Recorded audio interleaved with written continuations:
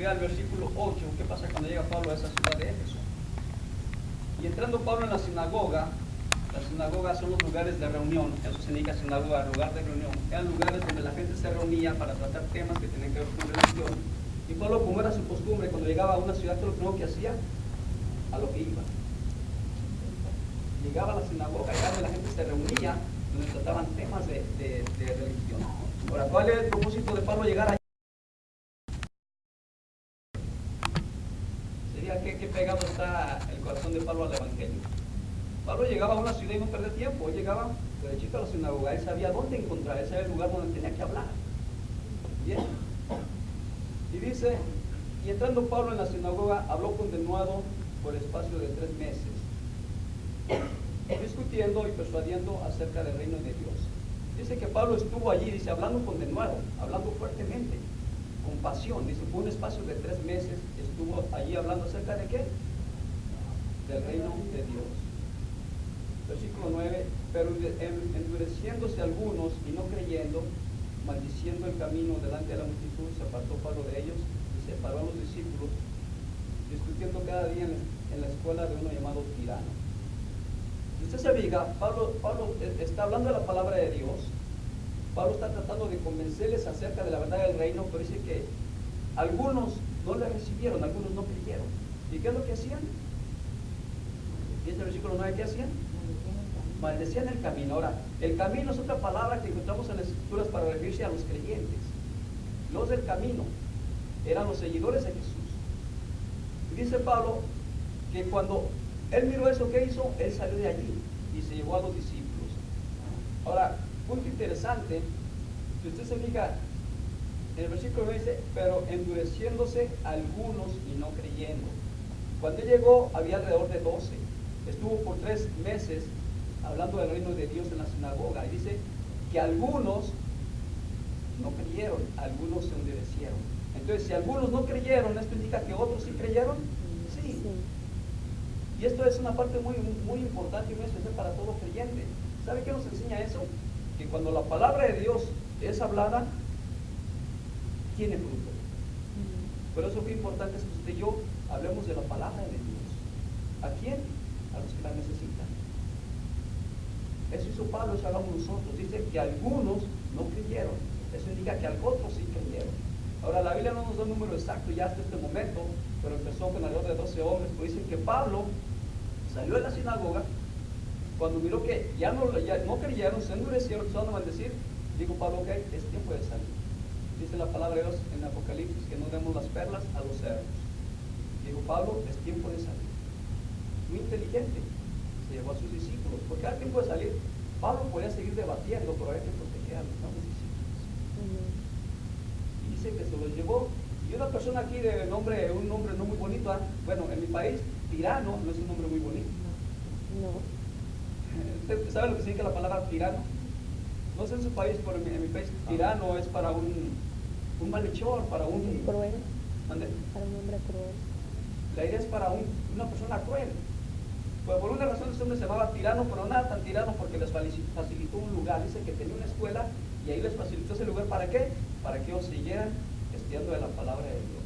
Y por supuesto creo que este hombre tirano, cruel, también se convirtió al Señor. ¿Por qué? Porque él ofreció su escuela. ¿Verdad que si ofrecemos al Señor cosas cuando somos convertidos? Antes no nos acordamos de Él. Entonces eso indica que este hombre también se convirtió al Señor. Importante hablar de la palabra de Dios. El inconverso que esté afuera, lo único que necesita es saber de la palabra de Dios. Es lo que necesita, es lo que tenemos que hablar. Y como vemos, la palabra de Dios nunca regresa vacía. Siempre trae fruto, como lo hemos visto aquí con nuestro hermano Pablo. Vamos a ver el versículo 10. Así continuó por espacio de 2 años. Bien. Ya no está en la sinagoga. ¿Dónde está ahorita? En la casa de Tirano. Dice que así continuó por espacio de 2 años, de manera que todos los que habitaban en Asia, judíos y griegos, oyeron la palabra del Señor Jesús. Bien, una vez que Pablo inicia a enseñar en la escuela de esta persona, dice que por 2 años más estuvo enseñando la palabra de Dios. ¿Verdad? Y dice que en esos 2 años más, fíjense, vaya conmigo nuevamente al final del versículo 10, no sabe más, dice todos los que habitaban en Asia, judíos y griegos, oyeron la palabra del Señor Jesús. Todos. Eso muestra que Pablo y su congregación que tenía se dedicaban a evangelizar.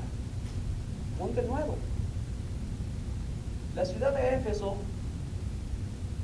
se encuentra en el área costera de Asia, y en esa área costera de Asia había 230 ciudades. La ciudad de Éfeso era la más importante de todas. Se dedicaba mucho al comercio. Es algo parecido como a Nueva York hoy en día. Mucho movimiento, la gente quería estar allí, entonces estaba poblada por griegos y gentiles. Lo que quiero decirles es que la población que había en Éfeso no era un pueblito chiquito, era una población numerosa, ¿verdad? ¿Y qué dice? Que todos los que habitaban allí escucharon del Evangelio de Dios. Interesante, ¿verdad? En 2 años, Pablo evangelizó a todos los que habitaban en esa ciudad. Déjenme hacerle una pregunta.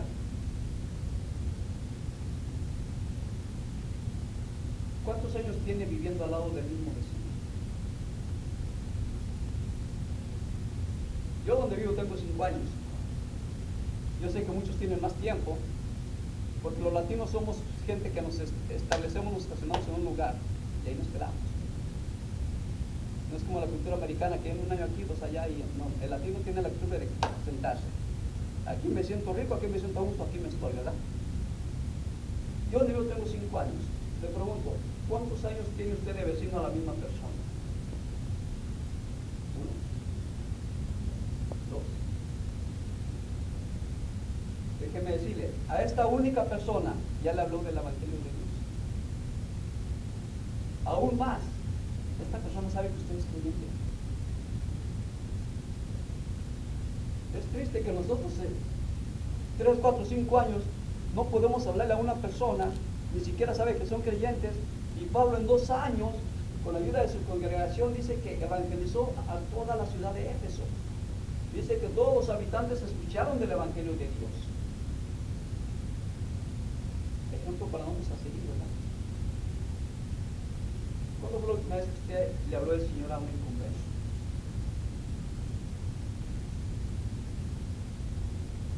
¿La semana pasada? Sabe que tristemente a nosotros nos pasa 1 año, nos pasa un mes, 1 año y 6 que no abrimos la boca. Ahora recuerde una cosa, uno de los propósitos con los cuales Dios nos salvó, ¿cuál fue? ¿Recuerda lo que dice Mateo 28, 19 al 20? ¿Recuerda algo que se llama así como la gran comisión? ¿Cuál fue uno de los propósitos con el cual usted y yo, con el cual Dios nos salvó a usted y a mí? Predicar su palabra. Para predicar su palabra. En el ministerio de Jesús, desde que vino, él entrenó, preparó a 12 personas para predicar su palabra. Y los discípulos que venimos al presente de la palabra, después de ellos, es el mismo propósito que tiene nosotros, predicar su palabra. Entonces, hermanos, tenemos la tarea, tenemos el trabajo. Es tiempo de empezar a despertar y salir a evangelizar a la gente. Que su vecino se dé cuenta que usted es creyente. Dijo Pablo, no me avergüenzo del Evangelio porque es poder de salvación. No se avergüenza de nosotros. A veces sentimos pena. Oh, pero ¿qué va a pensar mi vecino? Lo que su vecino piense, lo que mi vecino piense, no tiene importancia cuando usted está haciendo la obra de Dios. Porque créanme que a Dios sí le va a interesar lo que usted hizo a nosotros. Dice que Él demandará su sangre a nosotros, ¿verdad? Entonces, hermanos, enseñemos la palabra de Dios, prediquemos la semana la palabra de Dios como le dijo Pablo. En 2 años, Él evangelizó a una gran ciudad. Y vamos a continuar. Versículo 11. Y hacía Dios milagros extraordinarios por mano de Pablo, de tal manera que aún si llevaban a los enfermos los paños o delantales de su cuerpo, y las enfermedades se iban de ellos, los espíritus malos salían. Dice lo que pasaba. Pablo predicaba la palabra de Dios, enseñaba la palabra de Dios, y después de predicar la palabra de Dios, Dios obraba. ¿Sabía qué es lo que pasaba después de que Pablo predicaba la palabra de Dios? Dice que había grandes milagros que Dios hacía por medio de Pablo, dice la Escritura. Eso indica que cuando usted habla de la palabra de Dios, la palabra de Dios obra. Cuando nosotros hablamos del Evangelio, Dios va a obrar a través del Evangelio. Se hacían grandes milagros. Pero yo hablo de Dios, ¿y qué milagro? No veo ninguno. Bueno, si te hablo de Dios y una persona se convierte al Señor, ese es un buen milagro. Esa es la obra de Dios. Ese es un gran milagro. Entonces, hermanos, hablemos de Dios. Nosotros somos el conducto por el cual Dios va a obrar en aquellos que no creen en Él.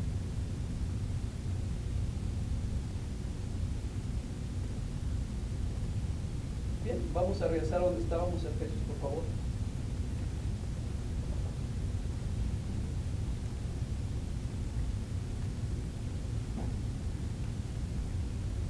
Vamos a regresar al libro de Efesios, capítulo 4, versículo 17. Pablo estuvo ahí por un lapso de 2 años. Y dice que después de estar ahí con ellos, salió para Roma. Eso dice el libro de Hechos, no leí ese versículo. Pero una vez que hablamos de lo que Pablo hizo, dice Pablo, movido del Espíritu o en la voluntad de Dios, dice, voy a visitar otras ciudades y salgo para Roma. Y ahí se encuentra Pablo en Roma. Pero antes de salir Pablo para Roma, quiero que pensemos cómo es que dejó Pablo a la iglesia, espiritualmente hablando. ¿Cómo se quedó la iglesia espiritualmente hablando? Usted conoce quién es Pablo, ¿verdad? Usted sabía el gran maestro de la palabra que es Pablo, ¿verdad?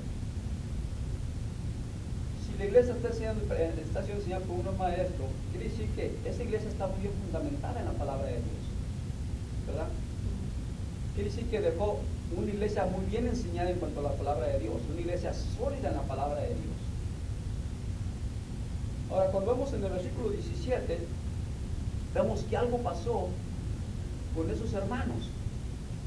Esos hermanos que a la salida de Pablo estaban sólidos en su palabra, bien fundamentados en la palabra de Dios, algo pasó. Y no fue algo sencillo, no fue algo sin importancia. ¿Por qué? Porque Pablo, estando preso, les escribe una carta. En esa carta les habla que no vivan como viven los que no conocen a Dios. Fíjense el verso 17 de Efesios 4, leamos nuevamente. Esto pues digo y requiero en el Señor. Pablo le escribe a los hermanos y dice, hermanos, esto digo y esto requiero. Ahora, ¿qué quiere decir la palabra requiero? Esto digo y esto requiero en el Señor. Requiero está hablando de esto exijo, esto se debe de hacer, esto se tiene que hacer en el Señor. Ahora, ¿qué se tenía que hacer? Que ya no andéis como los otros gentiles.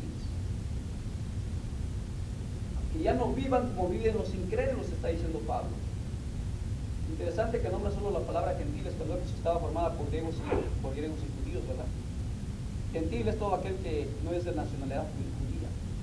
Me llama la atención que Pablo no dice, ya no vivan como esos gentiles y griegos, no dice, ya no vivan como esos gentiles. ¿Sabe por qué?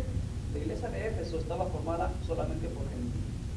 Recuerde que los judíos no querían a Pablo. No debe sorprenderse que en esa iglesia no hubiese judíos. No querían a Pablo. Entonces dice Pablo, ya no vivan como esos gentiles.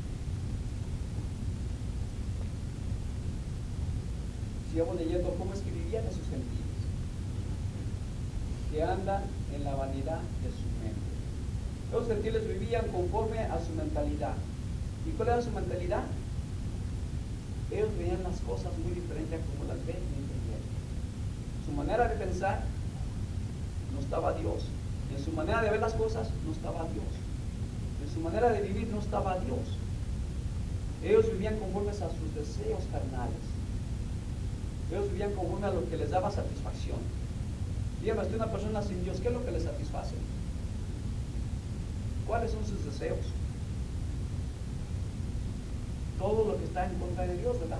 Todo lo que no agrada a Dios, eso hace. Entonces dice Pablo, por lo tanto, su mente está vana.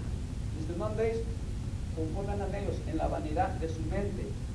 Su mente está vana, no tiene dirección, está vacía, está hueca. En cuanto a las cosas de Dios, dice, viven por vivir, por sin dirección alguna.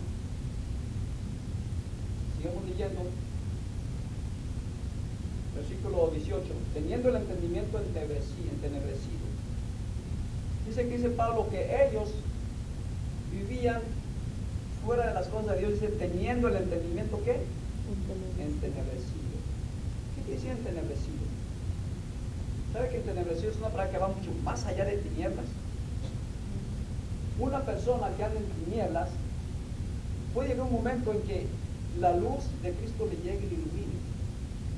Puede llegar un momento en que pueda percibir las cosas de Dios cuando se le habla de Dios. Así andábamos usted y yo, que no. O no andábamos en tinieblas antes de conocer a Cristo. No era esa nuestra vida. Pero no había momentos en los que nosotros podíamos percibir las cosas de Dios. No había momento en que nos hablaban de la palabra de Dios y nos hacía clic como que sí, estoy regando, vivo mal. Entonces el que está en tinieblas, como estaba usted y yo, tiene oportunidad de que la luz de Cristo le ilumine. Ahora, ¿cuándo le va a iluminar? Cuando alguien se la haga. ¿A quién le toca hablarles? A usted y a mí. Entenebrecido va más allá que estar en tinieblas. Entenebrecido aquí, a lo que está diciendo Pablo, es que habían perdido la percepción de Dios. Ya no percibía nada. Ya las cosas de Dios no las podían percibir de ninguna manera. Estaban totalmente perdidos en las cosas de Satanás, no tenían sensibilidad alguna, eran incapaces de percibir las cosas de Dios. El primer versículo 19 dice: los cuales después perdieron toda sensibilidad, se entregaron a la lascivia para cometer con alegría toda clase de impureza. Entendimiento entenebrecido. Y dice que se entregaron a la lascivia. Hermanos, cuando habla de lascivia está hablando de pecado sexual. Dice que dieron rienda suelta a sus deseos, cometiendo toda clase de impurezas. Ahora le pregunto, Pablo está diciendo no hagas lo que ellos hacen. Le pregunto, en nuestros días, ¿es posible que una persona que estudia la palabra de Dios, que conoce a Dios, que ha sido edificado en la palabra de Dios, que ha tenido buena enseñanza de la palabra de Dios, tiene buena doctrina de la palabra de Dios, es posible que llegue a caer en esta situación? Sí es posible. Por eso tenemos que tener mucho cuidado.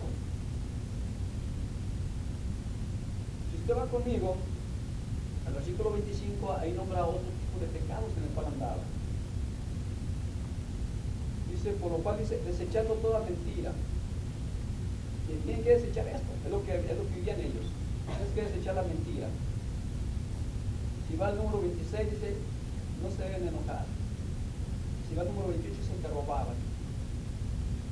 De pronto, ¿se puede dar hoy en día eso en la iglesia? ¿Se puede dar que algún hermano esté mintiendo? Lo más fácil. Pero al principio está hablando algo fuerte. No practiquen las inmoralidades sexuales que ellos son. ¿Sabe que la iglesia puede quedar también en eso? Pero no hay que hablar de eso. Vamos a hablar de cosas más sencillas. Dice, no practiquen la mentira. Le digo, en la iglesia se habla mentira. ¿Es posible que un hermano esté echando mentiras? Créanme que es lo más sencillo del mundo. Hemos sido enseñados que la mentira y el robar es pecado, pero sin embargo es una facilidad con la cual podemos caer allí. Pablo dice, ten cuidado. Muchas veces, hermano, cometemos algún error y por no enfrentar ese error con una verdad y discúlpame o algo, ¿sabe qué? Hermano, he hecho una mentirita y quedar como que yo no fui. ¿Verdad que es bien sencillo? El problema es que cuando usted echa esa mentirita, ¿sabe qué? Tiene que echar otra mentirota para tapar la mentira. Y después va a decir otra más grandota para tapar la medianita. Y cuando uno se dé cuenta, la mentira va a ser un hábito en su vida. Cuando uno se dé cuenta, usted y yo vamos a estar viviendo como el que vive allá afuera, hablando mentiras sin pensarlas. Tengamos cuidado, dice Pablo, todo empieza una mentirita. Una mentirita nos puede llevar a adquirir un hábito de mentira, ¿verdad? Con facilidad, mentira tras mentira tras mentira. No vas a estar viviendo como viven ellos. Dice que ya no roben más. Pero hermano, ¿cómo un cristiano puede robar? Dígame usted. ¿Puede un cristiano robar? Y con gran facilidad. ¿Sabe que a veces pensamos que robar estamos hablando de cientos de dinero, cientos de dólares? No, déjenme un ejemplo bien sencillo con el cual podemos robar bien sencillo y a veces ni cuenta nos damos. Es un ejemplo que yo acostumbro poner cuando doy estudios bíblicos. ¿Ha ido usted a Walmart y ha visto esas uvas así rojas, así hermosas que se miran así carnelitas? Mira las cherries, no le gusta imitar. Mira las cherries. ¿Cuál es su tendencia cuando mira una uva así bien hermosa, bien grandota, carnelita y dice, sí, no tiene semilla? Mira la cherry, ¿qué es lo que hace? Probarla. ¿Robarla? Probarla. O probarla, pero no es lo mismo robarla, ¿verdad? Sí, sí es lo mismo. ¿Sabe qué es lo que hacemos? ¡Uy, qué rica! Déjame ver cómo sabe. No, deliciosa. Deliciosa. Déjeme hacerle una pregunta. ¿Se ha puesto a pensar que usted está robando? Hermano, estoy probando. No está probando, está robando. Probando y robando, hay que decirle por qué. Usted está agarrando algo que no ha comprado todavía. Y si no ha comprado ese producto, no es suyo. Ese producto le corresponde ¿a quién? A la tienda. A Walmart, a la tienda.